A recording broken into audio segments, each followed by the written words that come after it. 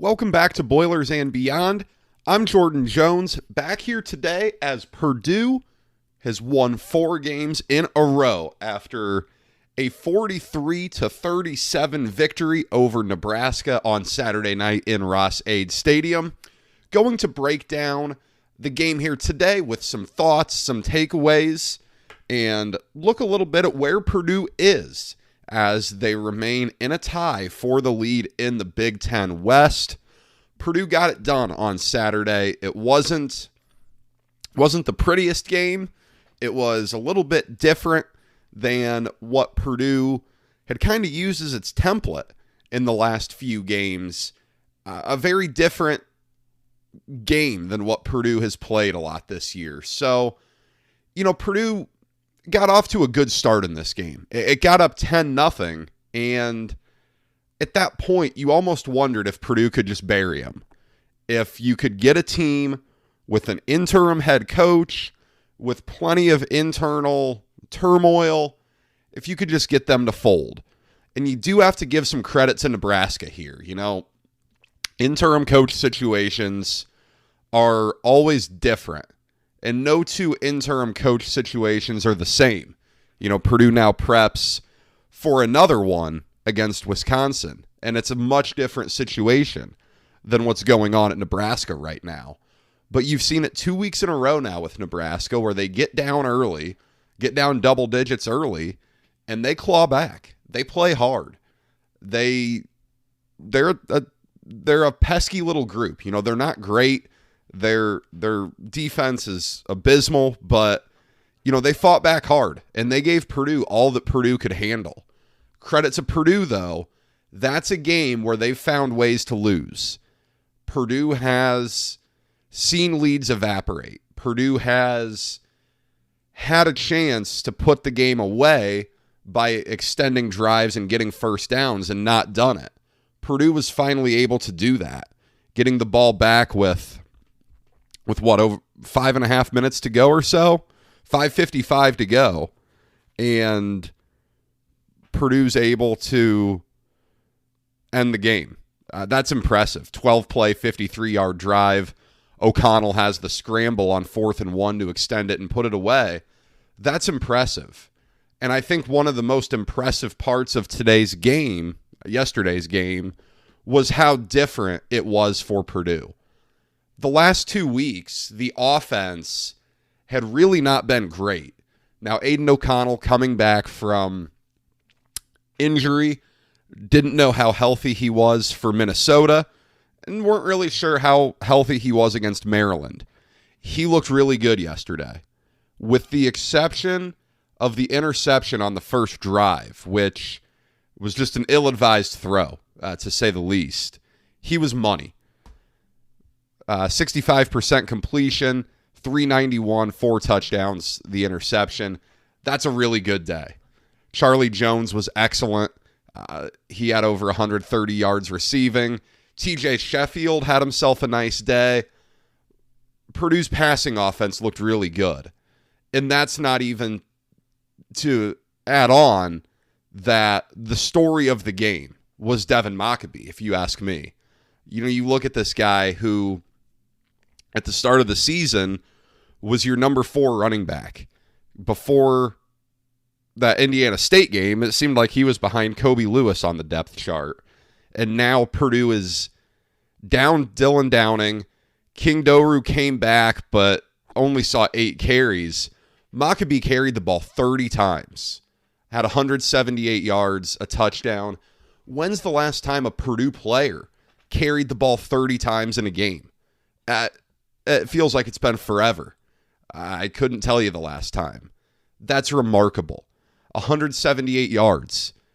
That's a number we haven't seen from a Purdue running back in some serious time. Devin Mockabee was incredible.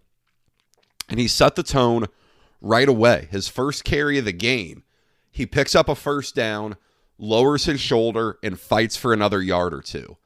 That's impressive. He's an interesting guy because he's quicker than what Purdue has at its other running backs. But even though he's a little bit thinner and a little bit slimmer man, he doesn't shy away from contact at all. He's a guy who's really easy to root for. He's a guy who has been a revelation for Purdue's run game.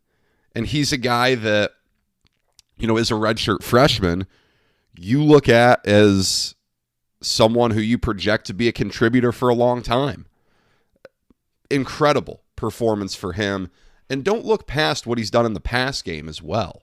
He only had 2 catches, 28 yards, but Jeff Brom mentioned after the FAU game when he had a few receptions that Maccabee's strength was not catching the ball. They weren't all that comfortable with him going out to catch the ball. Well, he's done a pretty good job of it. He's done a really nice job. So he's been fantastic for Purdue. You could not have ever dreamed of getting this much production out of him this season. He's been awesome. It was good to see King Daru get back out there. I didn't think he would play. It didn't sound all that optimistic that King Daru would play, but you have to give him credit for getting back out there, fighting through some stuff. 8 carries, 31 yards, had that big reception down the west sideline at Ross-Ade Stadium. He had a nice game. I thought as a whole, Purdue ran the ball for 217 yards. That is incredible. That's something that you don't expect to see from Purdue. They've been so poor at running the ball at times. A little bit this year, but just over the past 4 years as a whole.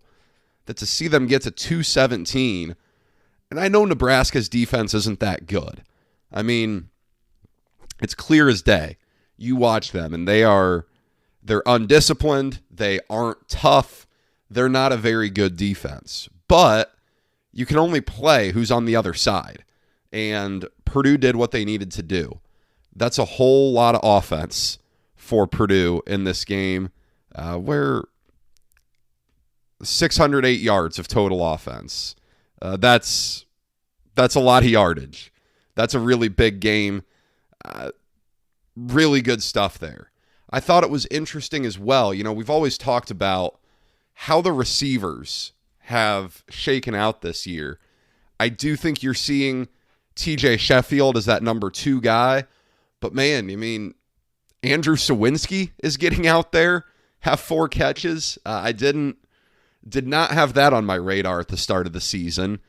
Mershawn Rice didn't have much going on to follow up his good performance last week. We saw a little bit more Abdur-Rahman Yassin, but man, he had a drop that could have been a killer for Purdue on that last series when they just had to move the chains.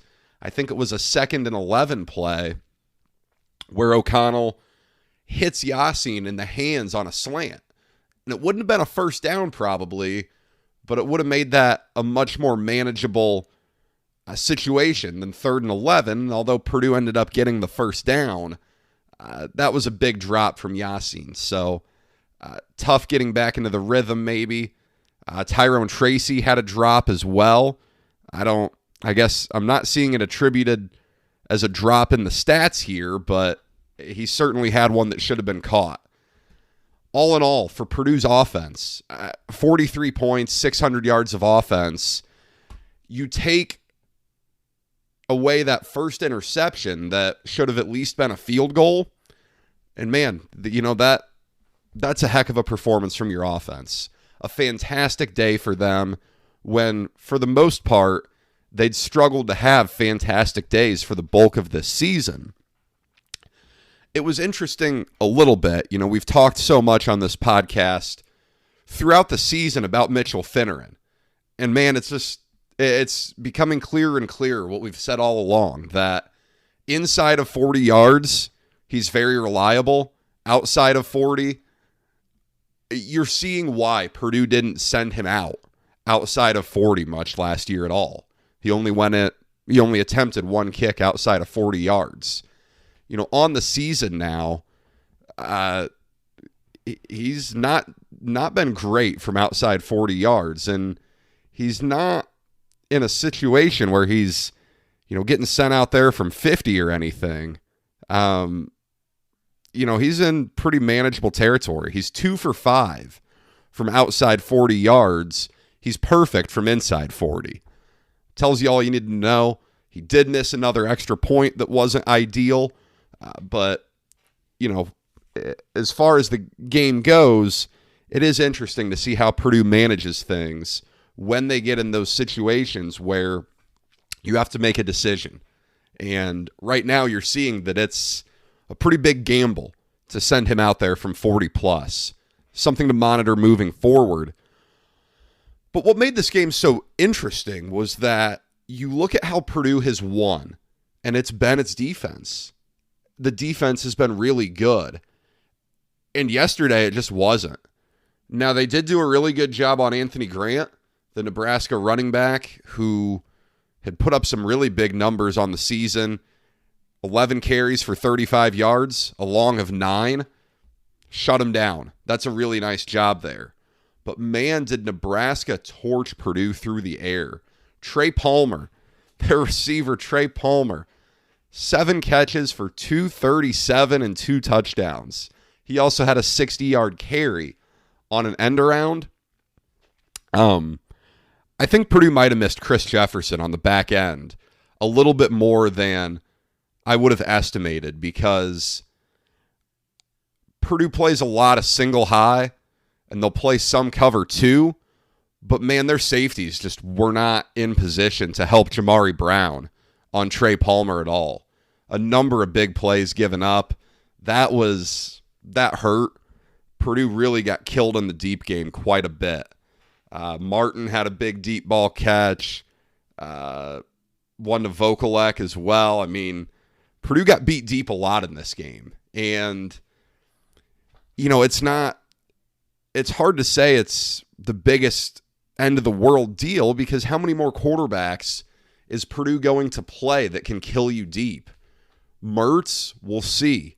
Petrus, God no. Helinski, God no. DeVito and Bazelak, maybe. But, you're not dealing with a lot of great quarterbacks here. And while Casey Thompson isn't a great quarterback, he does have the ability to throw the ball downfield pretty well. And he really exposed Purdue in that area. He had a game of what he is. He made some really good throws. He made a couple of really bad throws.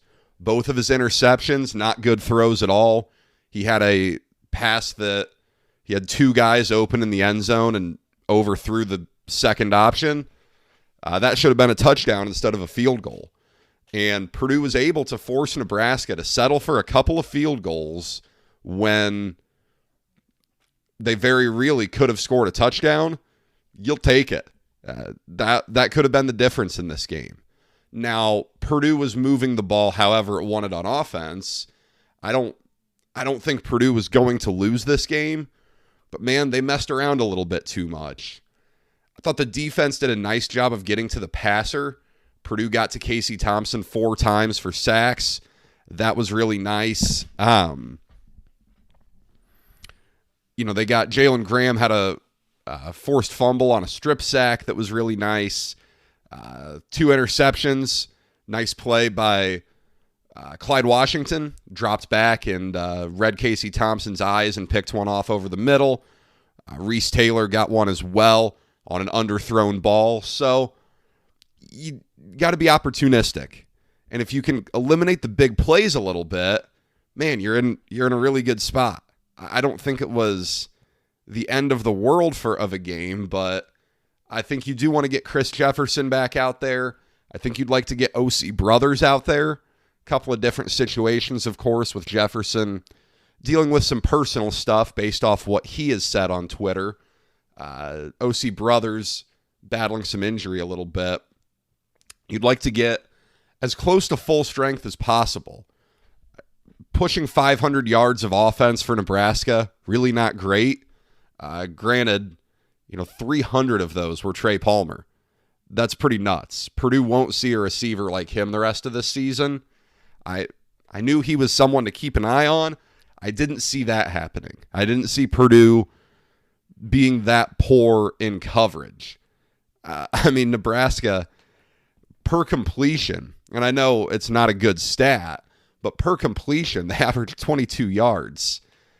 Now, I know yards per attempt's a better stat, but my goodness, That's pretty nuts. Purdue did a nice job of not being penalized. Neither team really committed much in terms of penalties, but you look at the stats that are so critical. Purdue went 9 of 18 on third down. That's really good. Converting 9 third downs is awesome, and Purdue converted 2 fourth downs. So in those situations, Purdue essentially was 11 of 18 on getting that first down. Really nice job. That's fantastic. It was funny, there was that BTN video that was going around where all the coaches said what the overrated stat was. And all of the attention, of course, went to Kirk Ferentz saying total offensive yards. But what Jeff Brom said was time of possession. I agree to some extent, but Purdue had the ball for 42 minutes in this game. That's a big deal.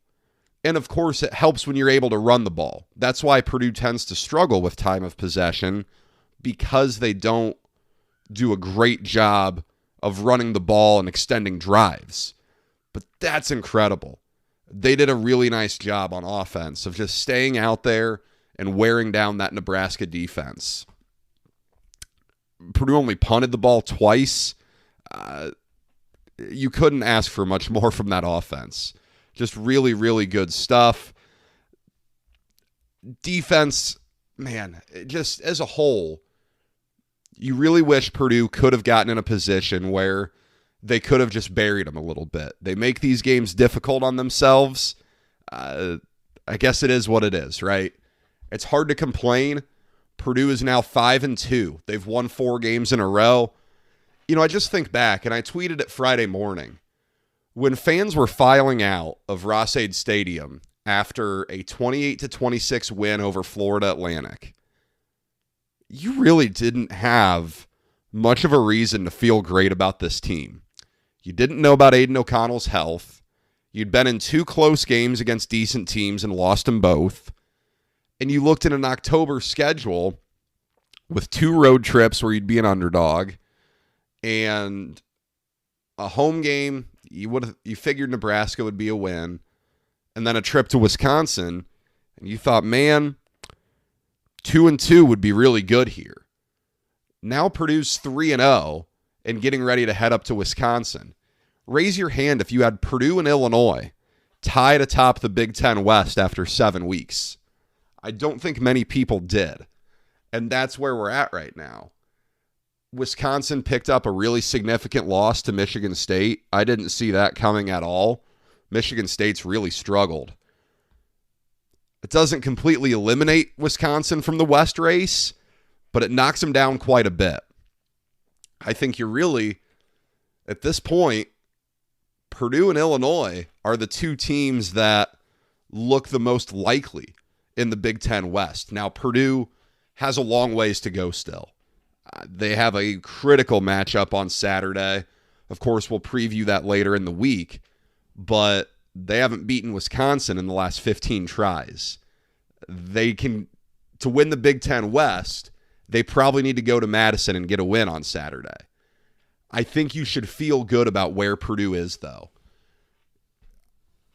As a whole, this has been a really good stretch of games, and I think it was good to see Purdue win in a different style. I cannot stress enough how impressive it was that Purdue got the ball back with about 6 minutes to go and never had to give the ball back to Nebraska. I think one thing to monitor is going to be injuries coming out of this. I know Charlie Jones left the field a few plays early. He's been pretty beat up if you've listened to what Jeff Brom says. Payne Durham's pretty beat up. That bye week after Wisconsin is going to be really big. But Purdue does enter this knowing they have that bye week coming. You can kind of just lay it all out on the line against Wisconsin on Saturday. We will be back that midweek on Wednesday to preview that. And we'll have some final thoughts from this Nebraska game as well. I didn't think as a whole that it was a very good day for Purdue's special teams. Jack Ansell had a situation where he could have pinned Nebraska back pretty good, and the punt just wasn't close. Sailed into the end zone and just wasn't all that close. Deion Burks had a kick return that got back to like the 11-yard line.